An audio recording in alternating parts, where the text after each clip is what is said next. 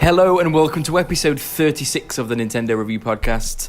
I'm here with maybe the new gang. Greg, as always, can't get rid of him. Lee, he's here. And Nick joins us again. We're going to chat about Hollow Knight. That's our big thing. We've mentioned it a few times, but once every couple of months, we're going to all play through a game. Today's game is Hollow Knight. We'll get to that later on. As always, I'd like to know how you guys are doing. Nick, how you doing? It's early in the morning for you. I like your dedication. No, it's late at night for me. It's 1:30 in the morning. Yeah, that's what I mean. Early in the morning. Late in the morning. I'm good. Just came back from watching Liverpool victoriously. So all happy. Was you pleased your team won? Not my team, but yeah, I was pleased. I was happier yesterday when Leeds won. It's a good win yesterday. Yeah, we're still pushing for that promotion. But 3-0. 3-0. Yeah, that was good. Lee, avid football fan, did you watch the Liverpool game? No, but we should be talking about rugby, boys. Are you watching that Wales are going to be winning the Grand Slam against Ireland next week, hopefully? No one gives a shit, Lee. But are you alright? How's Taiwan? Yeah, we're all fine, yeah. Terrible weather yesterday. Don't be too convincing. Lovely weather today, we're good. We had an earthquake yesterday, by the way, 5.5, bit of a shake-up. We're all alive. Well, that's good to hear, I guess. Would you be doing the podcast if one of you wasn't? I very much doubt it, Darren.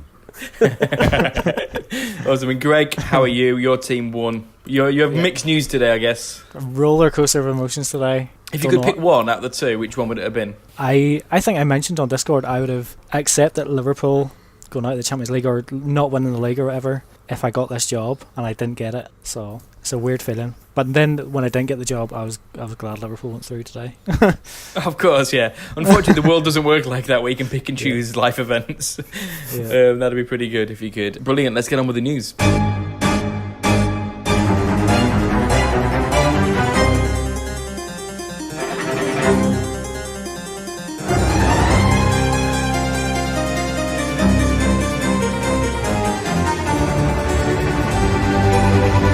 We're going to try and do this really economically. I think I've said this since podcast 1. I'm on podcast 36 and we still chat about the news for an hour. So first up, last week we sort of mentioned about Labo VR. Like we was chatting about Labo. We said, would Labo VR convince you? Labo VR got announced the next day. I think I read about it must have been within an hour of us finishing the podcast. Yeah, because it was in the early hours, or as Nick likes to call it, late at night. Late at night. I'm in the late night camp. It was really? Yeah. We should chat about this instead of Hollow Knight. Once it gets about 3:30, 4 o'clock. Then it's early morning. That's right. Exactly. Amazing. Because I woke up and I think it was on Discord or somebody texted me. I think a mate texted me actually saying, Labo VR got announced. And my initial excitement was unbelievable.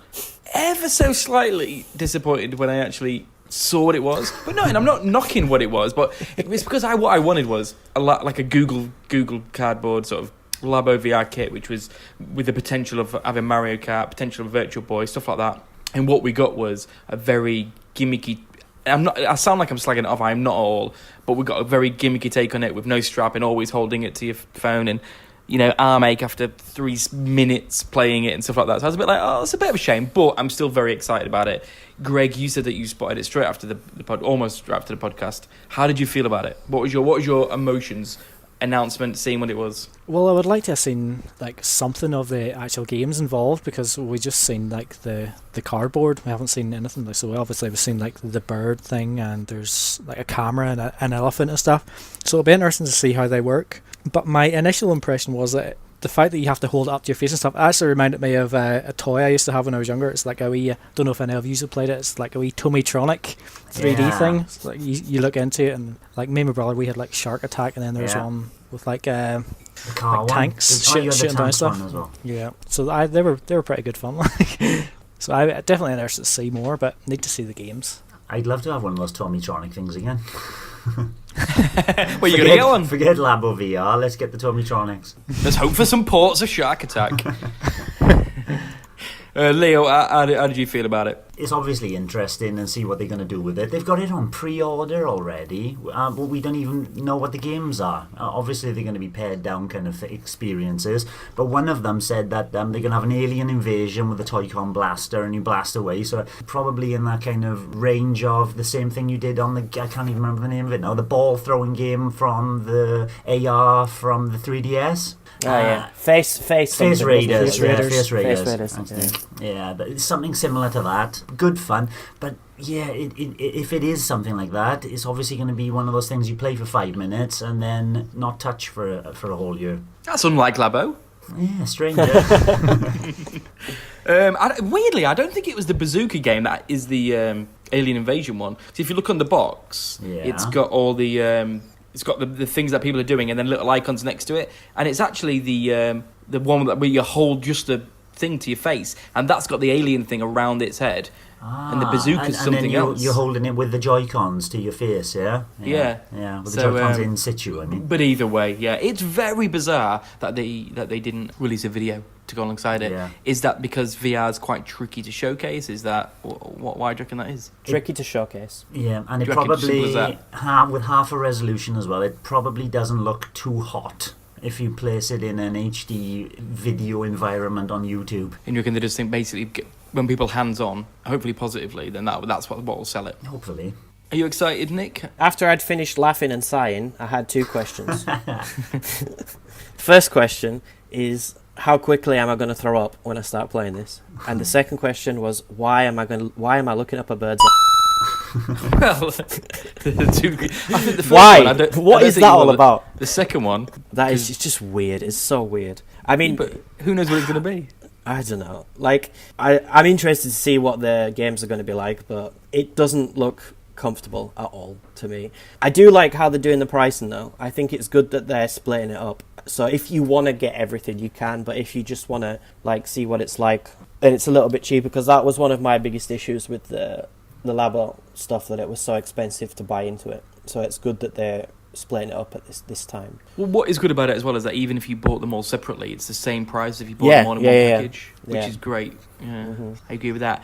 Question: I'm obviously getting it, but Greg, are you going to get it, or does it depend on what the games are like in hands-on and stuff? It definitely depends on the games. The fact that, like, I agree with Nick, the fact that it's split up definitely gives a cheaper barrier of entry there. I'm kind of interested to see what else they do with it, because games like Mario Kart, they work in split screen like 60 frames per second, so theoretically they maybe could do something with Mario Kart 8 Deluxe. Not without a strap, they couldn't. Well, I guess they could if you're playing it like that. Yeah. Not good podcast material, but How uncomfortable is that? So I'm interested to see if there are any like VR updates to any of the games that are already released, like even something simple like Toad's Treasure Tracker or something. why the hell would you want to play that in VR? It's just, I don't know, just like it's a simple game. It's like they could do it, I guess. I just don't think that'd work at all, because there's nothing to be in VR, is there? It's a very pretty game, though. First person Toad. Yeah. Okay, yeah. When you go in the cannons. Ultimately, obviously, you could sort of manufacture your own strap, but like Labo VR with the wheel from Labo and the pedal from Labo, that sounds ace to me. Mm-hmm. So I don't know. Obviously, as always, we'll see. So you're a maybe, Lee. I'm guessing you three are maybes because you're all pussies. I am a maybe here. If they do something with Mario Kart, then maybe, yeah. But as it is now, no way, not a chance. But what if the games are amazing and all the hands-on are like, this is just incredible? Going by Labo's track record. The vehicle kit's all right. Did you not like it? Not really. Not really. Fair enough. Fair enough. Anyway, so more new games have been announced this week. Retro games. First one, Wonder Boy Returns Remix. Both of these were sort of leaked via ratings boards. The first one was in South Korea. Nick, do you have fond memories of Wonder Boy? No, I've got fond memories of Wonder Boy on Switch, the remake, or was it Monster Monster Boy? That's Monster Boy. Monster That's Wait, Monster Boy. there's been two. What is there? There's the Dragon's Trap was the first one, wasn't there? Monster Boy, no, now you got me. I thought it was Wonder Boy and the Dragon's Trap, but if the first one That's was the the one Dragon's I've Trap, got. that was Monster Boy. That's the one I've got. Is I've not got the new one. Is the new Wonder Boy out yet? The new one's the second one. Okay. I haven't played that yet, but I'm interested. It looks cool, and I enjoyed the first one, so if there's more of this, yeah, I'll be in for that. Have you seen this, how it looks? Not yet. Not the new one. Yeah, this Wonder Boy Returns remix. It looks like, he goes, featuring HD graphics. It looks like a Flash game with very simple hand-drawn sprites. Not like basically. the other releases then, basically. Oh, no, they it's were not absolutely as beautiful beautiful. as that, no. No. Well, It looks I like a don't know. mobile game in action. That is true. I bought Wonder Boy. I didn't like it at all. Really? No. It's I quite good. love being able to flick the music and the graphics. Yes, that's really cool as well. But, yeah. Well, The game just didn't work for me. To be fair, it took me a long time to get into, but once you get into it, it's a really good game, which incredibly still holds up considering how old it is. Yeah. My history with Wonder Boy is actually with a game that isn't actually all that well thought of, I don't think, but it's the only one I've played and I actually really enjoyed it. Back on the Mega Drive, it was Monster Lair, which I think is maybe the third one. It's sort of like a shooting sort of game. Like there's bits sort of platform shooting as you go along, and then there's like flying sections as well. Actually, really had a lot of fun with that. I've got it on the Wii Virtual Console as well, but never played any of the other ones. If you saw this, I doubt it'd appeal to you. Like Lee said, it looks pretty bad. It does not look as nice as the Wonder Boy that's on the Switch currently, which looks stunning. The last one, far more exciting. Another leak. Castlevania Anniversary Collection. It's kind of what we've been calling out for a long time. When that stupid collection got announced for PlayStation 4 and nothing else, we were like, oh god, that's it, innit? We don't know what games are on this. It's multi-platform, so you presume that's definitely coming to Switch. Surely we're all pretty excited about this. Greg, what do you want to see on it? Castlevania 64? No, I don't really care about that one. Again, I don't really care about the earlier ones as well, like Castlevania 1, 2, 3. Not that bothered. It really is. I have Symphony of the Night on the PS3, but I've never played it really. Like I've sort of started it and never really get into it. If I had it on Switch, I'm sure I would go through it. So that's the one I would like the most. For some reason, I feel like that's unlikely. Probably a decent chance of getting some of like the Game Boy Advance ones or the DS ones remade. Yeah, and those are all fantastic. Like they're great games. Yeah, I think that, and I'd be delighted with that as well. I think because of that collection on the PlayStation 4, I think Symphony of the Night maybe not happening, but like you, would love it. Never played it. Lee? I would love to play those DS games again, but I just have a feeling it's going to be 1, 2, 3, 4 maybe as well. You know, it's just going to throw in maybe all the extras, like what was the ones that popped up on the other one, like Bloodlines and things people refer to quite greatly. I think it's all going to be the earlier ones. Anniversary. I was just quickly looking to see when Castlevania released. 1986. So what kind of anniversary is that? 23. You know, that famous anniversary, 23 33. years. When was Castlevania 3? 23, 33. Oh, 33, 23, yeah. 33. Oh, that's loads 33. better. Yeah, 33. 33. So, Makes me feel old. what a weird... I'm trying to work out what came out in 30 years ago. It's like the 30th anniversary would be Castlevania The Adventure on Game Boy. We're going to see in the Game Boy games, boys. Yeah! What about 25 years? 25 years, that would be 1994. Castlevania Bloodlines. So we're looking then 20? at like the Rondo of Blood, Bloodlines, Dracula X. 20 years ago, then is Castlevania 64. 20 years ago? Yeah, we're getting it! I love that game. And I always remember, because, blind Nintendo fanboy, even though I had a PlayStation, I was always like, yeah, N64 gets the 3D one, and the Sony gets that silly Symphony of the Night 2D old one. Oh boy. Anyway, Nick, are you going to get it? I've never played a Castlevania game before. Well, surely that's a yes then. I'll give it a try, why not? Yeah. If you like Hollow Knight. Perfect time to jump in. No, I've never played Castlevania before, ever. Wow. So Simon in Smash Brothers Ultimate is my first experience with Castlevania, ever. Do you like him? Yeah, he's cool. He's my main now, actually. No brainer. Yeah. Castlevania 64. What are you waiting for? Now there's a game that may be coming to Switch, may not be. I'm sick of this, to be honest. This is boring. This is the only reason why I want to talk about, just to mention it, basically. It's so annoying. Yeah, lead the way, Lee. Devil May Cry 5 is on the way to Switch, boys. But, according to the Capcom director, Hideaki Kitsuno, he's basically said, if you don't buy Dragon's Dogma Dark Arisen, there is zero chance Devil May Cry 5 will come on the Switch. Buy it, and we might consider it. Might. I mean, forget it, absolutely. I am interested in Dragon's Dogma for many reasons. It looks a little bit like Monster Hunter, a little bit like Monster Hunter World, to be honest, and a little bit like Skyrim, open worlds, fighting dragons. It sounds pretty cool. I don't know how it runs on Switch yet. That comes out on April 23rd. But in no way would I want to pick a game up to get another one on Switch. Bring it or don't. Surely Switch is selling well enough that you can see that there is an audience here already.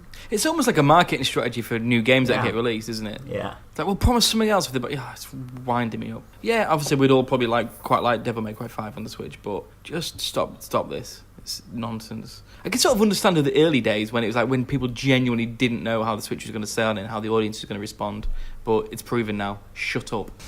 Now the game that we're all looking forward to, blatantly game of 2019 before it comes out, Friday the 13th. Won't support local multiplayer, but it doesn't feel like a local multiplayer game. I don't even know it had local multiplayer, so I'm not bothered about that. Not even sure how local multiplayer would work, really. It doesn't have local multiplayer on other platforms, obviously, because it wouldn't work. But what they mean by that is, you can't get 4 friends with 4 Switches all linked together in the same room, not on a TV. Whatever reason, they can't get it running in handheld mode local. That is mental, because you could all just sign into the same online you could just play online, yeah. Yeah. But we'll see. But they said that they're planning, and we did chat about this, about the online, they're planning on using the same system as Fortnite, because the company, the Games Developer Conference, they're releasing my brain's the gone. middleware. But so you can, so other companies can then use it. Yeah. I hope Nintendo pay for the license of this middleware. That'd be nice. Very, very unlikely. Nick, why are you excited about Darkside Warmaster? That's coming out. I'm not. I absolutely don't care about this game whatsoever, but I like what they're doing. Yeah. Because, like Rocket League, they've gone for a high quality and high performance mode. And I would like to see this more from different developers. I think it's a really good option to give players. If you want to have gorgeous graphics, 1080p, 30 frames per second, you can. But if you care more about performance and you want 60 frames and you don't mind cutting the resolution a little bit. For me, I always play Rocket League at 60 frames. I tried at 30 and I was like, whoa, no way, I'm not doing this ever again. Even though it looked quite nice. So I think it's a really good idea, and it's nice to see the difference. You can choose between the different type of game. If it's a game where you need fast reactions and a lot of speed, then you can put it up to 60. But if you want to take it slowly and look at the graphics, then put it up to 1080. Why not? I think it's a good idea. I'd like to see more games do this. And I think as we go forward, I think it will be not just on Switch, but on other consoles as well. I think it's something that's going to be good for the future. Let the player choose. Sliders would be nice, if you could have slider for and you got a range, you got this frame rate, maximum, minimum, and same with graphics, and you can just slide it to wherever you want, Well, it's just bringing console gaming closer to PC gaming, because it's been like this forever on PC, hasn't it? Yeah. So it's a good thing, definitely. There's one other game that does it, and it's either, I can't remember which one, it's either Fire Emblem Warriors or Hyrule Warriors. Fire Emblem Warriors, because I've got it. Yes, you can choose between 60 frames, I think in 900p, and 30 in 1080. Yeah. So yeah. No, it's good. It's definitely good. Give people more choice, why not? I was going to say I can't imagine Nintendo doing it, but you'd imagine they'd have had some say with the Hyrule Warriors. Well, Nintendo have gone more for the, adaptive resolution. So keeping the games at 60 frames, but if the Switch can't handle it, they'll just knock the resolution down for a while. Splatoon 2, Zelda does that, doesn't it? Captain Toad does it, apparently, as well. Really? No way. God. Never going to handle VR. Ready to devastate. A game I don't give a about. Fortnite. Released news, which just irritated me even more. I wanted to delete it from my system. So when you think, so basically they've just announced that Switch players can't play with PlayStation 4 and Xbox players anymore. They can only play with mobile phone players, and I was like, it's really annoying. And then I was like, I bet it's a lot easier to win on the Switch version now. Yeah. Because they're playing against mobile phone. Oh, tempted to play it again. You're the only one who plays it, I think, Nick. I haven't played it for a while. I did season 5 and a bit of season 6, and what are we on now? Season 8. Yeah. It's been a couple of months since I've had a couple of games here and there, but I got bored of it. I put enough time into it. I bought a season pass. Yeah, me too, and it's worth it because if you play enough, if you play enough, you get the money back. So why not? I love the system. The system's really good. I've said it's many really times good. I think Splatoon should adopt the same. I think the Yeah. system to bring value to games is amazing. Yeah. However, Fortnite is. I played it for about 2 days and was like, nah. How generous the system is as well. Actually, it is. If you put 1,000 hours into it, you get your money back. No. Not How many hours, Nick? I bought the season pass in season 5, and within probably about 15 or 20 hours, I'd already made double that. Oh, look at you with your facts. I don't know. I don't know. I'm making a guess, but it didn't take me long, and I made triple the money that I'd put in, and then I could buy the next season pass, and I bought the one after as well. So. Yeah, it is good. It is a really good system. I'm slightly gutted though, because the only time I play Fortnite is with my brother, and he's on PS4, and then we can just voice chat. You're having a chat about life while we're playing a bit of Fortnite, and we didn't do it often, once or twice. But now that opportunity has disappeared. So hopefully they put some voice chat in Rocket League as well. Yeah, that is very frustrating. I'm surprised Rocket League haven't done the voice chat actually. In the same way, or anybody else use the app. The app that Nintendo released, and all these games are going to use it. And not even Nintendo don't even use it anymore, really. Anyway, that Smash app's good though, isn't it? That they released. Yeah, brilliant it is. Yeah, black screen.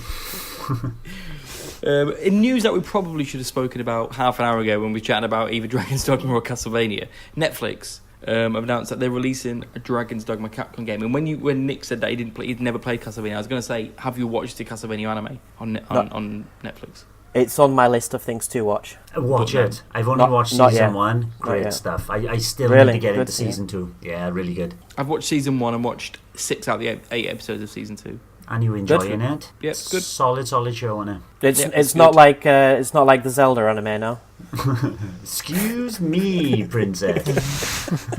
It's a little bit better, yeah. Did they say they're doing Devil May Cry? Is that the same director doing Devil May Cry? The Dragon's Dogma's Capcom. I don't know if it's the same director that does Hideaki Itsuno, you mean? From Devil May Cry? No, sorry. No? I'm just kind of like, they announced, I think, Devil May Cry anime from the same director as Castlevania, and I think this is even new, so I think it's the third one that's coming out. Yeah, you're right, there is a Devil May Cry one coming on Netflix as well. Yeah, you're correct. And that's by the same director as Castlevania. Yeah. So this is the third one. So can you remember that there was the rumours that it was going to be Zelda that they were going to be working on? That would have been amazing. I remember that as well. Yeah, I remember that. And it came out the next day. It was Devil May Cry. I was like, oh well, so that's good. We're just going to end on a little bit of sales news, mobile sales news. It's not really sales news. It's more, I think it's positive news. So basically, what's the company name? Psy Games. Bitched about Nintendo, saying if we were just making this on our own, we'd basically make loads more money than I've been doing under Nintendo. I think the quote is, Nintendo is not interested in making a large amount of revenue from a single smartphone game. If we managed the game alone, we would have made a lot more. That sounds so sarcastic, doesn't it? It's you're working with Nintendo. Just shut your mouth. What do you expect of Nintendo? They're not going to shaft their customer like you do. Just put up with it. You watch Mario Kart Tour comes out and you've got to buy petrol every hour. do we? I don't think any of us played the mobile games, but Nick, do you? Yeah, the game I played the most was Miitomo. Really? Is that because it was the first one and it was quite new? It was the first one. Yeah, it was quite fun. Yeah. Me and my ex-girlfriend played that a lot. Were you together at the time, or was this? Yeah. Oh, okay. Yeah. Didn't I? Fire Emblem. Sending you horrible messages.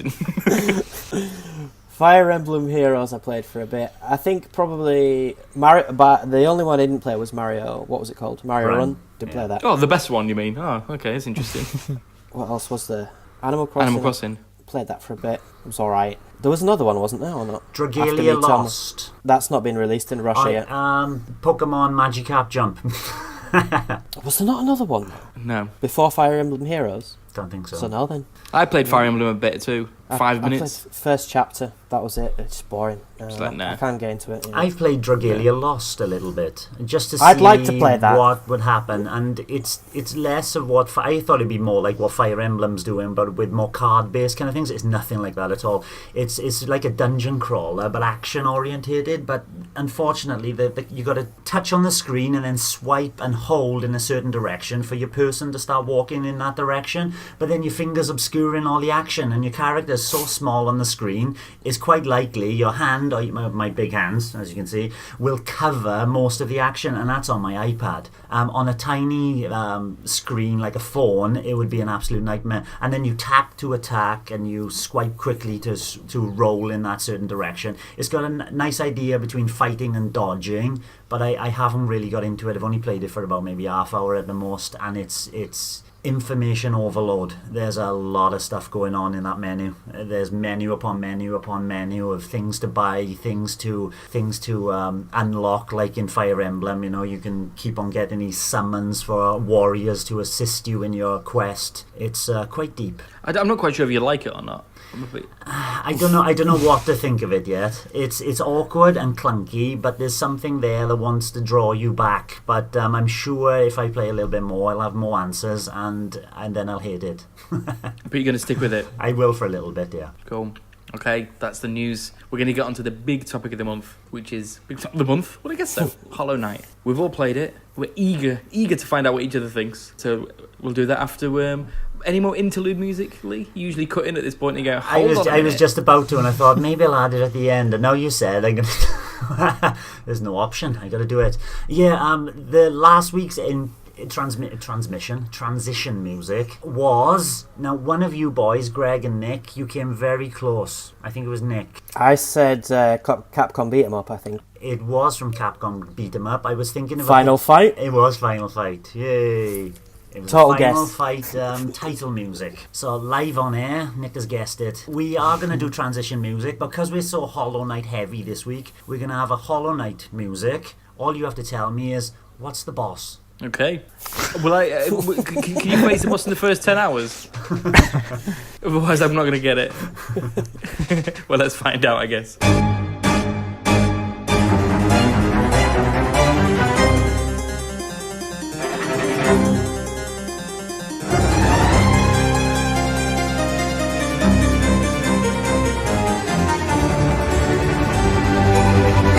So Hollow Knight was the very first game that we chose for our Pod Pals section. It's a game that we I think a lot of us bought it quite early on. We chatted about it loads. I played it as soon as I got it and then played it for half an hour, then didn't go back to it. Greg was fearing he was going to hate it. We chatted about like we need to do it, and then this kind of forced us to finally get stuck into it. So I don't know the best way of going about this, whether we just take it in turns speaking about it. We're going to start with someone from our Facebook group, because we've got a few people on the Facebook and Discord telling us what they think. We'll start with one of them. The first one is Joseph Francis from the Taiwan English Games Facebook group, and he says, game of the year 2018 for me. It's 2019, mate. I'm in my second playthrough after failing Steel Soul a couple of times. I don't know what that is, so that's how far I've got into the game. I don't know what he's talking about. Hold on, I finished the game and I couldn't tell you what Steel Soul is. You can't tell it. You don't know what Steel Soul is. Steel Soul is, if you die, that's it. Game over. Oh, right, okay. That's the hardcore mode. Fair enough. I couldn't have told you either. Okay. Good. Hence why the next sentence... He's tried Steel Soul a couple of times. And he's just given up because it's impossible. He's going to give it up, yeah. But he says, after playing this game for over 110 hours, I'm still discovering new places and characters. No particular anecdotes. Oh, cheers, Impossible. Except that Quirrell is my best friend, and I will defend him until I die. I still stand by my description of this game as being a 2D Bloodborne with bugs. I'm not... Is that a positive thing? Quirrell the map guy? As far as I'm aware, yes. Okay. Yeah. I played it less than you guys, and I know that. So I was just about to quiz you on that. Who's Quirrell, Daryl? And you didn't know. Well done. He loves it. Joseph loves it. Shall I go first, because I played it the least and I've got the least to say about it? Go on then. We'll start off negative. I got it. I first played it. This is when it launched on Switch. So I played it and I thought, this is beautiful. This looks beautiful. It sounds beautiful. The animation is beautiful. The atmosphere, the style, the mood of it. I was like, this is absolutely my kind of game, my kind of feel, my kind of... it's got like a Tim Burton-y type vibe to it. And I loved it. Played it for about half an hour, maybe 45 minutes, maybe an hour, I can't remember now. And I died. And I had to go back to the beginning because I didn't save it. And I went, I don't think so, mate. And I turned it off for about 8 months. That was my first introduction to Hollow Knight. And in a weird way, that sort of is like a microcosm of my experience with the game. When I'm playing the game, and outside of the dying and losing progress and losing things, I loved it. I think it's a brilliant game. I have even though I gave up on it, I have no qualms in saying I can see this is a brilliant game. It's designed brilliantly. The difficulty feels really kind of spot on and balanced. The kind of combat's great. The power ups were great. Everything about it, most things about it was amazing. The one aspect of it which ultimately drove me to stop playing it is that dying having to reclaim your soul. I mean, we've chatted about this over the months when we played things like the was it not Alien game? Was it an Mummy Alien game? Demastered. Oh, the mummy and stuff like that. And in other games, I've done it. Like Zombie U did it, for example. You have to go back and face, so, and it just absolutely ruined it for me. And so, and every time it happened, every time I lost progress, every time I had to go to an area which I shouldn't have gone to, but I ended up progressing through it anyway. I went there too soon or whatever, and I was like, I've got to go through that whole area again. I didn't get the maps. I don't quite even know how to get there. Every time that happened, I wanted to give up on it. And after a little while, it just got too much. I was like, the game was too long for me to keep doing that. I was like, like I said, I played it for maybe just under 10 hours, and I was like, if it was about 10, 15 hours, I'd have probably stuck with it, but I thought, I've got another 20 hours of this, and it was too frustrating. But, we've chatted about our backlogs. I thought, I've got so many games, I don't have loads of time, I don't want to waste my time, losing an hour every 5 I play it, and it just became too much, even though I respected everything about it, bar that stupid mechanic. Which even in itself, you can unlock that guy and pay your money to then get your soul back. And it's like, so what? Why do it then? I mean, if you can skip doing it, why have it anyway? I don't understand it. Maybe one of you guys will tell me. I don't understand what benefit it has to the enjoyment of that game in any way. Because it's not challenging. This is the thing. It's like, it doesn't make it challenging. There's loads of games where you can die at. It wasn't that hard. It's not as hard as some other games that we've played. It adds an unnecessary frustration. It's like, okay, so I've got to do a massive chunk again, or I've got to go through this section again and arbitrarily get my soul and get my things back. It didn't feel like a fun mechanic, and I don't get it. So I'd love one of you guys to sell me on why that was a good benefit of the game, but ultimately that killed it for me. So I gave up. I'm sorry, the first game, and I gave up. Well, what I will say about the soul thing is, you said you'd be going through into areas where like you'd go through a bit and then you'd die, but you didn't have the map for it, so you wouldn't exactly know maybe where you were going. Whenever you die, your way it shows up on like the map screen where you have died, so that does kind of help you get back to where you were. I know. They've got the little like the beacon thing. Yeah. It's not quite the same looking as. at you. But then you die again, and you lose everything. Yeah. In the beginning, from what I can remember on the Discord, there's a few others talking about it as well. They experienced a lot of negativity in the beginning, just like you, Darren. That kind of thing. Oh, I've died. I got to go back. And then I didn't experience that in the beginning. I loved the exploration. Not in games like this. I do like that, going to new places, and it's the retraversal that gets me. It's coming back to the same area many, many times, and that's what slowly bit into me. I love the actual going out into new areas, and even with that soul mechanic where you got to be, got to be careful. I don't want to die here now, so you're taking it nice and easy and steady, and getting back to a save point. A couple of times, yes, I've died and I've gone too far in, and it's very difficult to reclaim my soul, and there's a chair to the left screen instead of going to the right where I've gone, and there's no indication of where things are, and that is a bit annoying. But that sense of exploration, like Darren said, all the graphics, everything else, the thing that really finished it for me, and I did put about between 24, 25 hours into it, was the boss fights. So those 24, 25 hours, and I've looked at maps subsequently, and I've opened up the entire, I think I'm only missing one map for the Fog Canyon. Other than not getting that map, the rest of the map is open for me, but I've spent extensive time in the Fog Canyon as well. There's only one place I haven't been, and that's obviously towards the end when you collect the masks. The thing that killed it for me then is I've done the exploration. I've seen pretty much 80% of the game at least. I've just got bosses left. I've got 2 mask bosses. I've got Hornet for the second fight. I've got other bits and pieces, those dream bosses.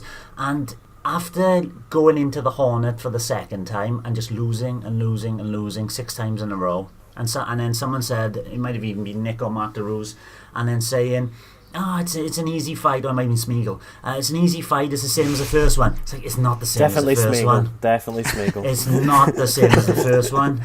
She's going twice as fast. I jump in the air. It doesn't matter if I'm moving towards the air or jump at the last minute. She hits me every single time. I can't beat her. Forget it. And then I got to another boss. Kept on that. And then after the third boss I couldn't beat, and I'm just going around this area that I've been everywhere already, and that's it. I canned it. I canned it because I can't be bothered to fight the bosses 25 times before I learn their patterns and get just that little bit of luck that will see me through to the next boss. Forget it. It was Smeagol who said that. He It also was, messaged us. He sent us a message. He said, "It's the goddamn best Metroidvania on the system," which is saying a lot considering some of the other awesome Metroidvanias on the system. One of the best indie games in the eShop. Simply a must-buy. You have a Switch, you need to buy this game. The amount of content is staggering. €15. I've played it for 52 and 54 hours. I think that's 52 to 54 hours. 100%. Max percentage for a full game is 112, I believe. I'm not done with it, though. I don't know if I'd go for the full 112. I'll probably try. What a man. Smeagol loves it. To be fair, he's defended this game. When we've had a little criticism of the Discord, he's straight in. He absolutely loves this game. Which is, to be fair, a lot of people do. Greg, do you love it? Are you more me and Lee, or are you more Smeagol? Well, you already mentioned that. I was almost scared to start it. A lot of these like really popular games that get raving reviews, like most of the time I end up disappointed with them for one reason or another. So I'm almost scared to start something like Hollow Knight. And the reason I picked that up was because like it came out at like a really good price. It was like £7 or something, and it was the sort of price you couldn't really say no to that. So got it. Obviously didn't play it for a while, and then one night I did dip in for like 15 minutes or whatever to get to the first save point. And my very, very first impression was that it was okay, but like the jumping and all felt really like, in some ways it felt tight, but for some reason like in some ways it kind of felt cheap as well. I'm not sure how to equate those two different things, but it did feel kind of cheap to me in some ways. But it was something that I got used to really quickly, and like you can like jump with precision and stuff. Cheap as in cheaply made, or cheap as in like cheap deaths or cheap design? And like it felt like a cheap game in some ways. I mean it's really hard to say that whenever like whatever way you press the jump button, like you'll jump. Almost like it feels like really precise, but somehow it felt cheap to me. I don't know how to describe it. Your horrific prejudice against indies? Maybe you're onto something there. But so did that, and then like didn't really go back to it for a couple of weeks, and then we started this here where we thought, right, we'll all sit down and play Hollow Knight. So again went into it, started off. I didn't really notice the really slow start that a lot of people seem to have with it. It kind of was fine to me. They were doing a bit of exploration and stuff. It was going fine. Like it was dying. It wasn't really taking that long to get back to where I was and stuff. So it was all kind of fine there. And then I got a few hours in, like maybe got to some areas that were a bit annoying. So it kind of did take the feeling down a wee bit. And then you go through other phases where like you're making loads of progress and it's great. And those points are like the really high points, and then like you say, whenever you're dying all the time, like that kind of killed it for you, Darren. It is like you would go through periods where it does sort of just like detract from the experience a bit, and that kept happening every like couple of hours or something. So it has some really good high points, but then the lows kind of take it down as well. But I don't think I ever was as frustrated with it as you. I remember actually quite early on, I remember like Lee and quite a few other people talking about this really troublesome boss fight. It was like the Mantis what is it? The Mantis Lords. The Mantis Lords. Yeah. And like that must have been about 5 hours in or something, and like all these people talking about it, and I started thinking, right, I'll have to look forward to it when I get to see those boys, to see what they're like. And Darren, you said that you played it for about 10 hours and you were worried that you had maybe about another 20 hours to play on top of that. I finished the game in 21 hours. Okay. And I never saw the Mantis Lords once, so they weren't pivotal to the game at all. You can go around it. I finished the game with 51%, so like obviously there's loads of things I could still see. Lee said that he is missing the map from Fog Canyon. I think I have the map for everywhere, so you definitely can't be that far from the end, considering you put a good few extra hours in than I have. But overall I would say like it is a pretty solid 8 out of 10 sort of game. And for you, that is glowing praise. That is glowing praise. I actually quite enjoyed the bosses. Like, I'm pretty sure it was Lee said that you didn't enjoy having to learn the boss fights just to make that slightly bit more progress and then like chase back up to get to them again and fight them again. But like those sorts of things just make me think of things like Punch Out, where you are just like learning the way the boss is moving. Eventually you will crack it, and it's satisfying whenever you finally nail it. quite literally nail it. And I actually, for the most part, enjoyed the boss fights. There was a few areas where it was extremely frustrating. I can't even remember which. I know there was an area where it wasn't even a boss fight. I don't think it's just one of those areas where you walk in and like both sides of the room close off, and there's like swarms of enemies come in now and again. And I died on that a few times, and it was getting irritating. But then I got past that and then made loads more progress. But then, like with the progress, there was other times where I was like, I felt like I was unlocking loads of the map. I maybe hadn't even found the map yet, but I was going through areas, getting quite a large part of the way, but I didn't feel like I was making progress. And that happened a few times, maybe where it was like a couple hours of gameplay where I maybe was slowly chipping away at it, but I didn't feel like I was getting anywhere significant. But then at the end of it, I was getting something, like one of the masks or whatever to unlock the door. So I was getting there, but I didn't feel like I was achieving anything. So, I don't know. Bit of a roller coaster ride, but overall pretty good. 8's better than pretty good, isn't it? Yeah, for me it is. I'd say 8's great. Yeah. I think it's pretty good. I want to bring it down a little bit though. It's too positive. We've got some more comments from people on the first one's from our Facebook group, and he said Stephen Morin or Stefan Morin. I just found the confusion on knowing where to go next, mixed with the difficulty, to be very frustrating. Having the map as an equipable skill was one of the worst decisions in my opinion. Not as bad as making you go back and find your soul, Stephen, but I kind of agree. So he didn't like it. And then one, Mark DeRue's on the Discord server, he hasn't mentioned it in his comment about the game, but I know he hated the boss fights as well. He hated the idea of learning patterns. Weirdly, that was one of the bits that I didn't mind. I actually quite like stuff like that, but that is because it's that old school playing shoot 'em ups and stuff like that, and we've got to learn the patterns of the bosses, and I didn't mind that so much. But Mark DeRue's from the Discord server says, this game is so weird. It's impossible to love it. Well, it's not impossible, but, fair enough. But also impossible to hate it. You'd think he thinks it's all right, but we'll keep going. And also impossible to feel impartial to it. So you can't love it, you can't hate it, you can't think it's all right. Okay. It's like the girl you hate to love. This is getting weird. I can't give it a 10. Well, you kind of you covered that when you said it's impossible to love it, so I gathered you couldn't give it a 10. I can't give it a 10 because it infuriates me so often. Agreed, Mark. But if I gave it a lower score, I would feel like I'm... Bloody hell, it's not 10 or nothing, you know what I mean? I could give it lower than 10. But if I gave it a lower score, I would feel like I'm not doing the game enough justice. So I'm going to give it an 8.8.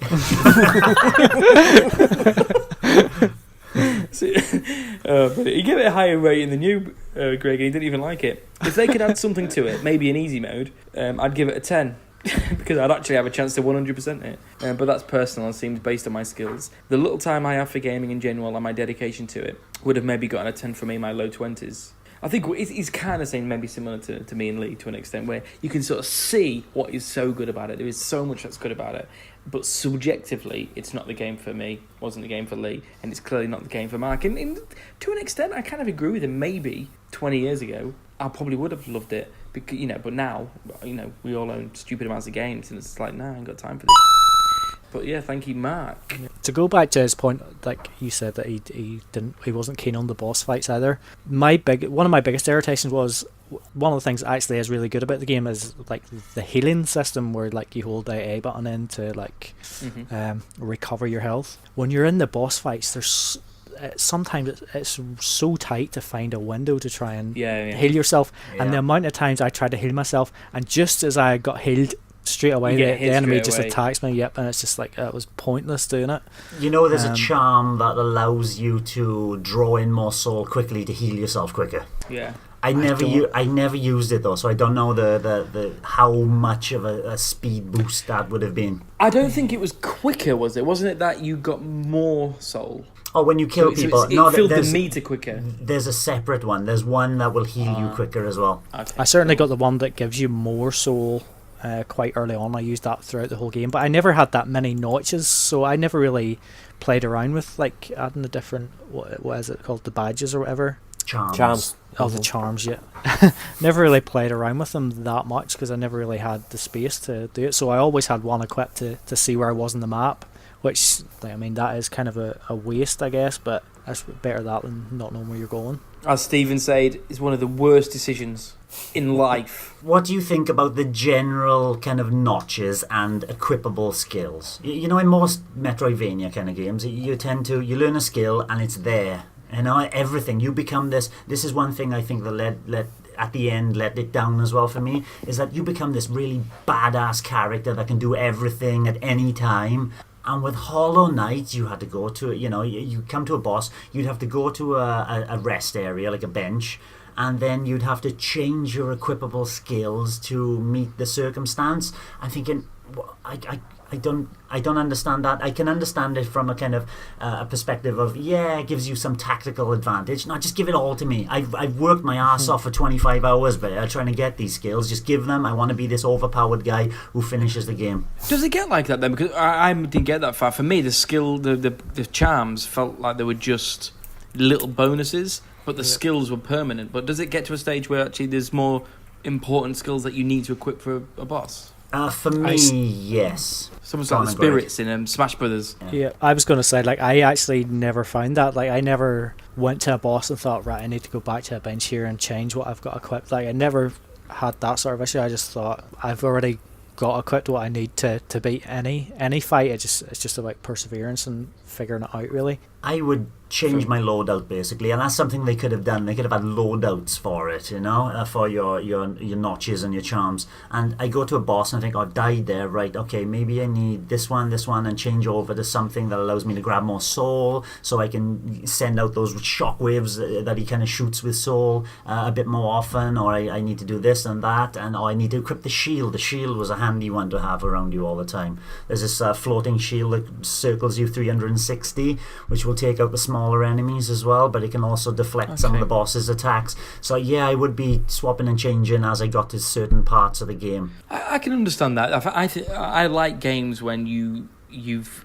like there's progress and you feel as if you're slowly powering up. For me, there's a lot of satisfaction in doing that in games, and the idea of constantly compromising isn't as fun as constantly getting better and better and more powerful. It's kind of, when you think of like Metroid and stuff, where you start off with nothing and then you build it up. That's the whole buzz of it is slowly. But yeah, so I get that. I never got far enough into the game to appreciate. I never realised the charms were that effective, to be honest. But just before we get on to you, Nick, we're going to get into the final mini review from someone on our Facebook group. Johan Forster. Johan, yeah. Said, the game is enormous, definitely a lot larger than I initially thought. The map design is fantastic and chock full of lore.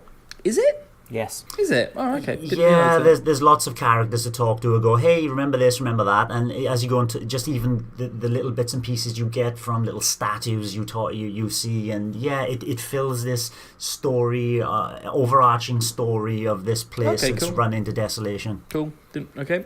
Chock full of lore, and they really used environmental storytelling effectively.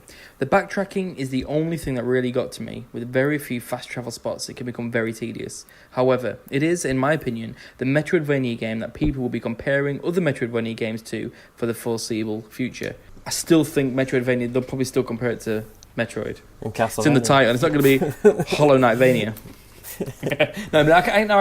I'm being facetious or a dick, depending on your perspective, but I get what you're saying. Actually, I think it does seem to be like the pinnacle, like in a way, like Shovel Knight is, say, like Mega Man or Ghouls and Ghosts or whatever. Like people are going to compare games like that to Shovel Knight, and maybe this is the epitome of Metroidvanias for Hollow Knight. Maybe SteamWorld Dig 2 would have something to say about that. I don't know if that's don't feel quite the same. SteamWorld Dig 2 is on another level to this, but that's not what this podcast is about. But so Nick, do you hate Hollow Knight? Are you impact? Can you give it a 10 out of 10, or does it feel, or can you give it a little bit lower than 10 out of 10? It's really, really difficult to say exactly. I don't like giving game scores personally, but I want to thank you boys. You're welcome. for suggesting this game, because like Darren and Greg, I got it when it was on sale in like August or September. I played it for 30-45 minutes and thought, play that later, and then it never did. So I booted it up for this, and my first impressions were, what's the fuss about? I liked the art style, but I thought because the opening town, Dirtmouth, and then the second when you go down from Dirtmouth, what's it called again? Crossroads. The Forgotten Crossroads, or the Infected Crossroads later on. I thought it was just dull, it's all grey. I liked the animation, I liked the art style, but I just thought, I really hope not every world's like this, because I can't look at this for the next 20 hours. Like, it wasn't interesting enough. And I had exactly the same problems, probably felt even more angered than you guys. You probably can have a look on the Discord at how frustrated I was getting at the beginning of the game. Like, oh, I can't believe this is happening. Oh, I can't believe I have to go back all the way over there. Died again. Lost all my money. I was getting really frustrated with it. But actually, when I think about it now because I have finished it with 88%, so I've seen everything almost. And for me, the biggest thing was how much games have changed since the 90s. Because this experience for me in the first, say, 5, 6, 7, 8 hours was just like, I honestly cannot believe that I used to put up with this shit. I don't know. I said it in the Discord many times. I don't have time for this. Like, why am I doing the same stuff over and over again? Over and over and over again. But then I realized that I was playing it in the wrong way. That I was rushing into things, that I was trying to get everything done as quickly as possible, and that I wasn't doing what I was supposed to do and just playing the game correctly, like learning what you need to do, how you need to tackle each enemy, how you need to get through the platforming sections, how you need to be careful, don't rush things and stuff like that. And one game which I really thought was quite similar to this was Celeste. I don't know if you boys played that. Did you play Celeste? Yeah, masterpiece. Finished it? Yep. Yeah? Amazing. Lee, Greg, you play Celeste? Haven't got it yet. Waiting for a sale. Same here, waiting for the sale. Celeste was one of those indie games that I played, and like, I know lots of people really like the story. It did absolutely nothing for me. I hated the story. I wasn't interested in it at all. But it was just I'm sorry, but I really didn't like it. But it was just the raw, this is a video game, can you beat it, that I really liked. And it was really like a throwback to the 90s. And I just persevered with it and pushed on. And then with this, it's also throwback to the 90s, but in a different way. So Celeste was more about like accuracy, and the platforming in Celeste was absolutely incredible. It was so accurate and so good. And in this, it's not as good as Celeste, and the platforming sections really annoyed me in places. But it does the Metroid thing so well. And it's what Greg was talking about earlier. When you go into a new area and you have 2 health and no soul, and you have no map, and you're 3, 4, 5, 6 rooms, and like, where do I go now? Where's the bench? There's so much tension, and you're thinking, how far can I go? Should I go back and save first or something like this? And it was that exploration was really, really, really good for me. Something that was really interesting. It's something that if I hadn't like taken that step back from the game when I was getting frustrated and thought about it, I would have just, like you, Desi, I would have just given up and be like, I can't be arsed with this. It's not worth my time. But I kind of I stopped for a couple of days and thought, think about it, just go back to it and just take it more slowly. And that's what I did. I started playing it with a different mentality. Like, instead of trying to get through it and see it to the end, it was like, just sit back and enjoy it and just try to learn the mechanics. And that's exactly what I did. And the retraversal especially, is tiresome. But it's tiresome because it's teaching you that if you want to retraverse this area again and again and again, then you need to get good at this game. Otherwise, that's what you're going to be doing. And I think when I got to about 15 hours and I'd unlocked a few areas and beaten a few bosses with a lot of difficulty and a lot of swearing, the game just sort of clicked and became much, much easier. And all the stupid mistakes that I was making in the beginning and dying all the time, I haven't made. And I'm 35, 36 hours in now. And the last time I died and then died again after I lost my shadow was in the first 10 hours. So I've always managed to get it back. I've gone to the woman in Dirtmouth and just quickly resurrected myself. But there is a slightly sneaky way out of that, which I used maybe like once or twice actually. In a wee frustrating area is like, so I'd die and then my shade or shadow or whatever it is be like quite a bit away, and I was going through like quite a difficult section of the game, and there's a few times where I was getting down to 1 health. Pause out and just quit out of the game. Past, yeah, you just quit out of the game. yeah, and it just takes you back to the bench and you get another go at it. Yeah, I did that a couple of times. Yeah, but only when I was fighting bosses. No, it's true. You can do that as well. But yeah, once I got to the City of Tears, and I really got into like I remember the last really, really, really frustrating moment I had was with the boss in the City of Tears. And I was complaining on the Discord, like, oh, it's impossible, how do you do this, blah, blah, blah. And then I beat it, and then after that, I never had any more problems, because I just started approaching the game in a different way. Like, I was doing stuff like sitting at the bench, changing my notches, changing my charms, like, appropriate for which boss, like, how should I do this, how should I do this? Really actively looking for secrets. I found a lot of the soul tank upgrades, I found the mask, like the health upgrades and stuff like that. I found a lot of the new powers, they really helped as well. And as I became more powerful, I was thinking, oh, I remember like in the crystal maze or whatever it was, there was this bit that I couldn't get to. What? Not the Crystal Maze. What was it Crystal called? Peak. Crystal Peak. Sorry, not a '90s TV show. In the Crystal Peak area, I was like, oh, there was that bit that I couldn't get to, and I went back and I did it, and I found something else, and then I was like, oh yeah, as well. In the Queen's Gardens, there was that bit as well, which I couldn't get through, and then I went back and I did that, and like I just kept going around the map and finding all these other things, which made me stronger and stronger, and eventually, like, I remember getting to like 20 hours, like I haven't got any of these masks yet, like. How long is this game? I'm never going to do it. But I got Mask 1, 2, Mask 1, Mask 1, Mask 2, Mask 3 in like 4 hours, 5 hours. Because I just became powerful, I'd explored a lot. And that was the thing that I really liked, was the exploration. And that if you just take a step back and approach each area carefully and stuff like that, you can really... It just becomes more enjoyable. It's just such a good Metroidvania game. It's such a good game. Really. Or Metroid, because you don't know what the Vania bit's like. Alright, it's a good Metroid game. And I want to say as well, like, I honestly can't believe that this game was made by 3 people. That is absolutely incredible, because the map design and the level design is so good. Now that I've seen it all and I've seen how it all connects and all the secrets and stuff like that, absolutely amazing map design. The graphics are absolutely beautiful, the art direction, everything. Like, after being disappointed in the first and second area, there is a lot of variation. The City of Tears with the rain and the music, absolutely stunning. The soundtrack's incredible. I've downloaded it onto my computer and onto my phone. I've been listening to it a bit. It's just such a good and such a beautiful, beautiful game, and it's so well crafted.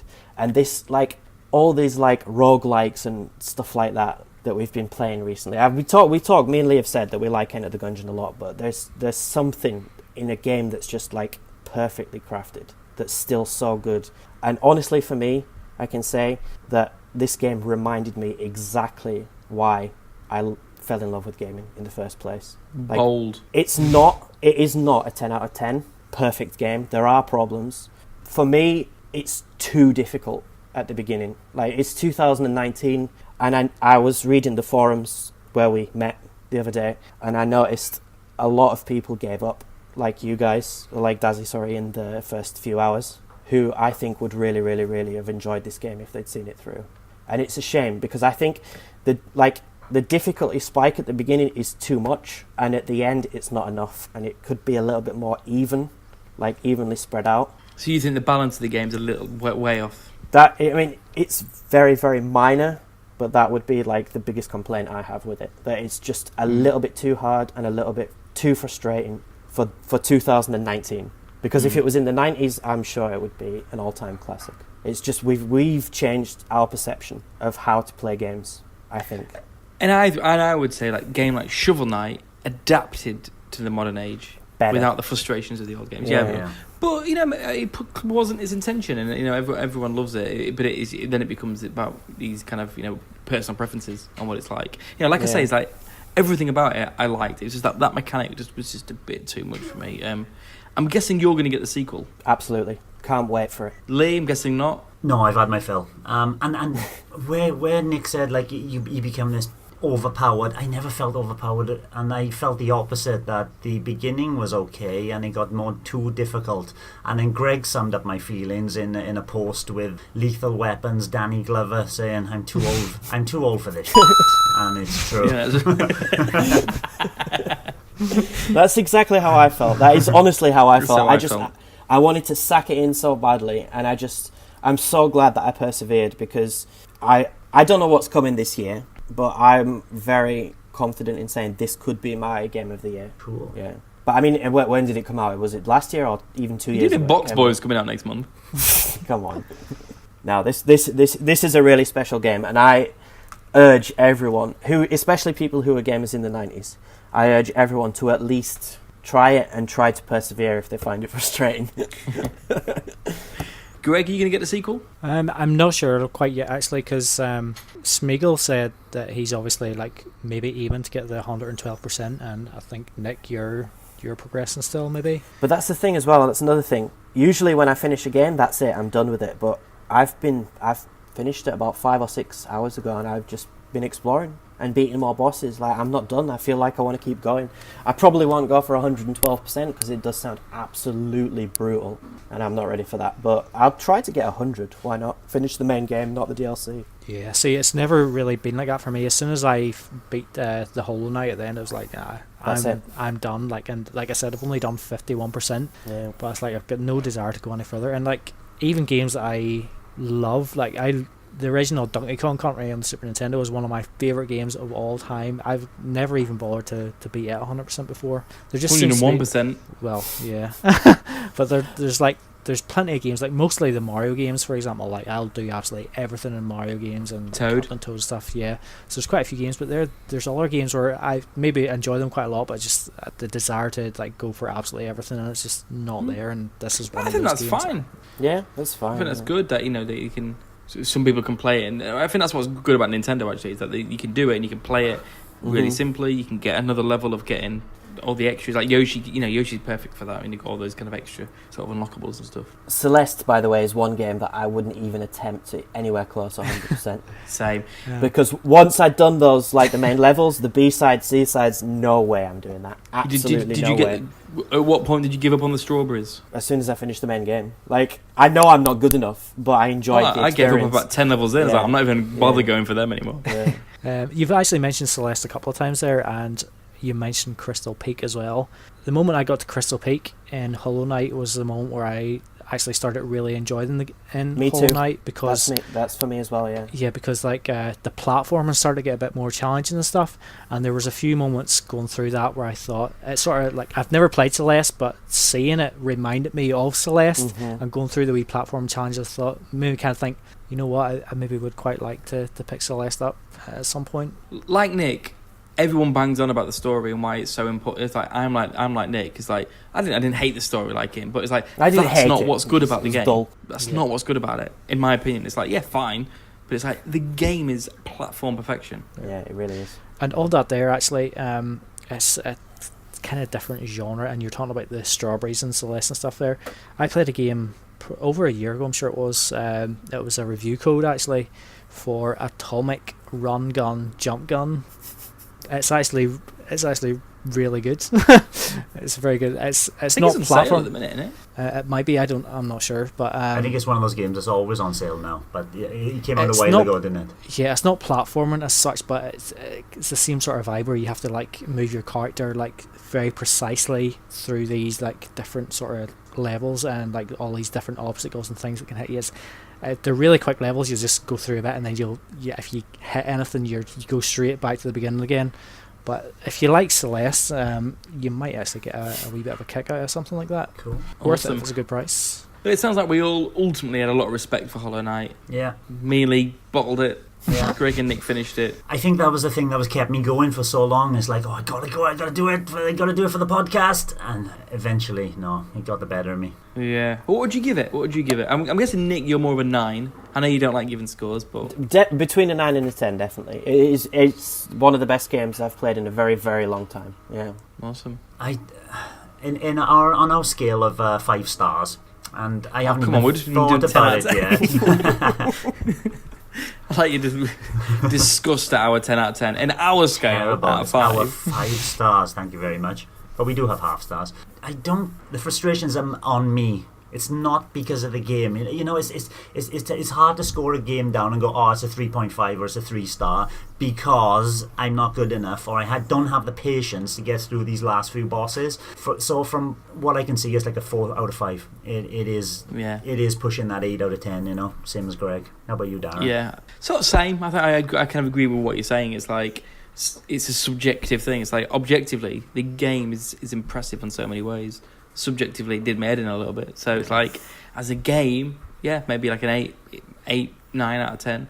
For me, 6, 7. Like for my taste at this moment in time.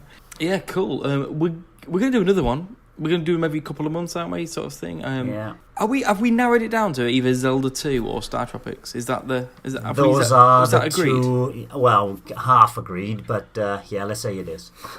Greg, are you gonna join? I mean, I don't want to force you into something. You know, are you gonna do it? Yeah, I'll certainly try out whatever games select it, but I can't say I'm that enthusiastic about either of the NES titles. But we all have them, obviously. So. And it'll be a shorter experience. Don't know. out the NES games though, we've chosen the two longest ones. But Zelda 2, I've tried playing this game so many times. I don't like it. I don't like it. I do like it. It's just too hard. Okay. But at least it's a Zelda game. So even like battling through a bad or a frustrating Zelda game, is that it's still at least it's got some like, well, I kind of want to be forced to play it because I've tried and I don't want to. So Star Tropics is meant to be great, so I'm interested in that. But so what's the plan? Are we going to say? Are we going to have a bit of a vote on it, or we should have a vote on it? Yeah, we'll have a vote. They'll stick it on the Discord and all our social media and see what comes up. So if anybody listening, message in and say which game that we all want to play, with Zelda 2 or Star Tropics. Yeah, and you can contact me, Lee, at nintendoreview.co.uk. Our Twitter is at Nintendo_review, and our Facebook page and group are Nintendo Review, one word. So what's the timeline then? If we're going to it's every couple of months, like May? Like first week in May or end of April? End of April. End of April. Yeah. Last week in April, we're going to have finished whichever game. So when do we decide? By next week's podcast? We have to decide. We have to decide, yes. You've got a week now to get our votes in, if you're listening to this podcast, and I'll get it up as soon as I can on social media and on Discord. And you've got a week then to vote to see which game it is, Zelda 2 or Star Tropics, on the NES Nintendo Switch Online app. Or you can play it on anything you want. I mean, they're both there, aren't they, on the Wii U Virtual Console? Or the NES Classic. NES Classic. Yeah. Star Tropics is on that, is it? No, it's yes, not. It is. Yes, it is. Is it? Really? There we are. You can play it on anything you want, but join it. A real NES. Yeah, definitely. I don't have Star Tropics, actually. I own a lot of NES games, but I don't own that. Yeah. Please, Star Tropics. Please. Although, how long is it? I have no idea. It's a NES idea. Game. It won't be massively long if it's a NES game. Can we not just choose Yoshi's Cookie? No, it's terrible. Yoshi's Cookie's nice. Love it. Kirby's Adventure. It's another game Smeagol loves. And will literally fight anybody to the death who disagrees. Just glad I'm in a different country. Yeah, Mark liked it as well. Have you guys played it? Me and Greg are on the anti-Kirby's Adventure. Mark and Smeagol on the Discord channel loves it. Where do you two sit? I don't love to play it. I love to see it as this nostalgic piece which has pushed Kirby to what it is today, and you go back to it and it's janky. It just doesn't feel right. But it's boring. It's not janky as hell. It's janky. It's but not good. It's not a good experience. It's so boring. It's only one player as well, isn't it? You know, no way would I want to play that again. Kirby's Dream Land on the Game Boy, much better game. Yeah, I prefer the Game Boy game. Game Boy game. Much better. But I respect Kirby's Adventure. Yeah. But I wouldn't want to play it. I think I played it when the last time I played it, I think on the Wii U. Mine was on the 3DS, 3D Classics. Not worth 30p. I swear. I'll buy anything for 30p. Awesome. Well, that was Hollow Knight. That is this week. And we'll speak to you next week when we're relatively back to normal. Okay, see you later. Bye-bye. Bye. Bye-bye. Bye-bye. Bye-bye. Bye. Jacob, would you like to play Zelda or Star Tropics? Star Tropics. Yay! It has been decided. Well done, Jacob. Star Tropics. Yeah. Alright. Good choice. Star Tropics. Star Tropics. Thank you for listening to the Nintendo Review Podcast. If you like our content, please don't forget to subscribe, give us a like, and ask us a question. You can find this very podcast on all good podcast providers such as iTunes, Google Play, SoundCloud, Stitcher, TuneIn, and YouTube. Just search for the Nintendo Review Podcast. We are also on Twitter, Facebook, Instagram, Discord, YouTube, and our very own website, nintendoreview.co.uk, where you'll find great content such as news, reviews, and impressions. Drop by and say hello.